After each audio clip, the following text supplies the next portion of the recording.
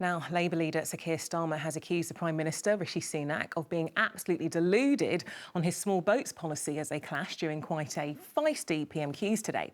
The Prime Minister defended the controversial legislation which aims to stop small boat migrants arriving in the UK, saying it's the people's priority. Yeah, the Prime Minister also faced questions over whether the new law would mean less protection for female victims of sex trafficking. Our political editor, Andy Bell, was watching. Will the new government plan put an end to this? The practical challenges are huge, but even before that, the new law has to get through Parliament. And it's clear from today's exchanges, the government can expect no help from the opposition. This is their fifth Prime Minister, their sixth immigration plan, their seventh Home Secretary, and after all this time, all they offer is the same old gimmicks and empty promises. In response, the Prime Minister accused the Labour leader of not even wanting to control the country's borders. He wanted to, in his words, scrap the Rwanda deal. He voted against measures to deport foreign criminals, Mr. Speaker, and he even argued against deportation flights. Well, and we know why, because on this matter, he talked about his legal background. He's just another lefty lawyer standing in our way. The government's also said people arriving in small boats should not be allowed to use anti-trafficking laws to try and stay, provoking this question. Can I ask the Prime Minister to reconfirm that under his proposed new asylum laws, a woman who is sex trafficked to the UK on a small boat by a criminal gang will not be afforded protection under our modern slavery laws?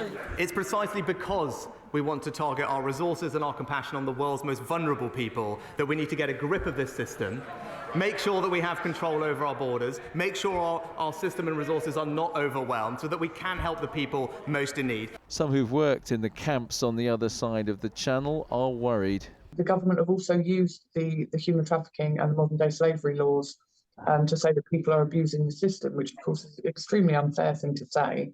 So I don't believe they're going into it with the right attitude towards those. They're calling them legal loopholes, which makes it sound like it's there for people to sort of take advantage of, when in actual fact they're legal protections. Rishi Sunak says he has a plan to get control of the country's borders, but he, all of us, are just at the start of this. Let's go to Westminster now and we can speak to Andy. Good to see you, Andy. Tension there during PMQs, but there's also been a row, hasn't there, at the BBC about Gary Lineker's comments? Yes, there has. Gary Lineker, the football pundit, tweeted that some of the language used by Home Secretary Suella Braverman around this subject was not dissimilar to Germany in the 1930s. Now, that annoyed a lot of people, especially a number of Conservative MPs who wanted the BBC to take some action against Gary Lineker. Today, the Prime Minister's press secretary has said that he was disappointed that somebody who earned his salary from hard-paying, hard-working licence fee payers felt able to be so dismissive of their views on this sort of subject, but the press secretary also said this was a matter for the BBC. Now, we understood that the BBC was going to have some kind of word with Gary Lineker today. We don't know the upshot of that, but we do know that it hasn't silenced Gary Lineker. He's not apologised for what he tweeted. He's also been thanking people today for their messages of support. He also hasn't taken that original tweet down, and his final tweet that we had earlier today said that I will continue to speak up for those poor souls that have no voice. OK, we will continue to cover this. Andy, for us in Westminster tonight, thank you.